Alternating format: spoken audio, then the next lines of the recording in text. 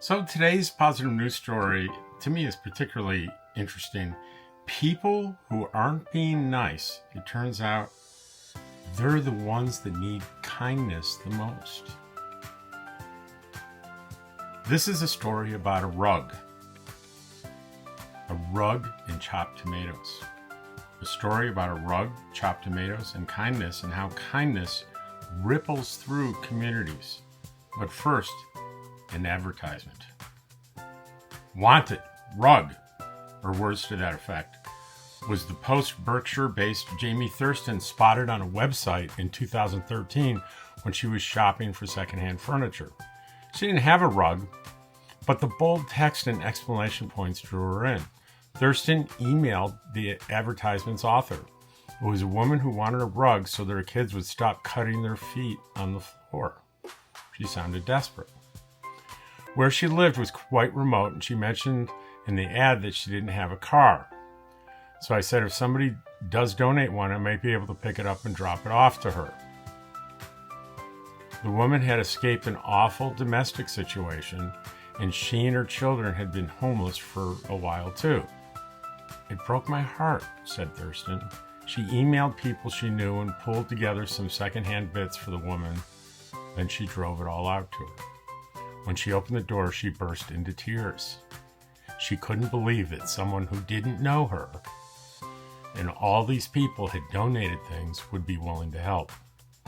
Researchers have discovered that kindness is contagious.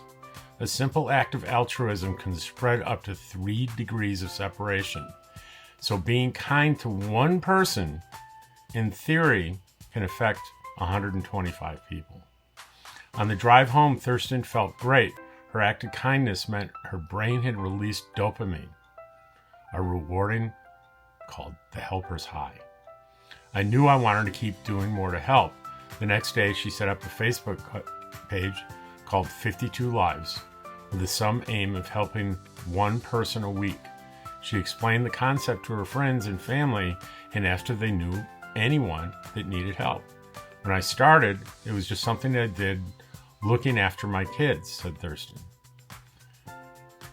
But after appearing on the TV series Surprise, Surprise with Holly Willoughby, those ripples of kindness became waves. 52 Lives is now a fully fledged charity with more than 70,000 followers on Facebook.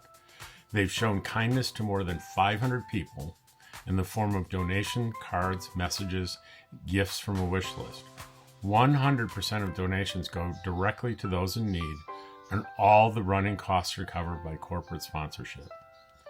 9 in 10 of the people who receive help have been put forward by social workers, teachers, and health visitors. Charities will put forward nominations too. Often people themselves are unable to help. What I find challenging sometimes is dealing with people who aren't being very nice or actually are being rude, Thurston says. They're the people who normally need kindness the most, and responding back with unkindness is only going to make the world worse. Starting 52 has made Thurston learn to be more empathetic and not judge people. If people are in bad states of mind themselves, they do take it out on the people around them, she says. I don't know if I can prevent that from happening. It's just human behavior. But what we can do is rectify things. If I'm rude to someone, I will go back and apologize. I will also make sure my children see me do that.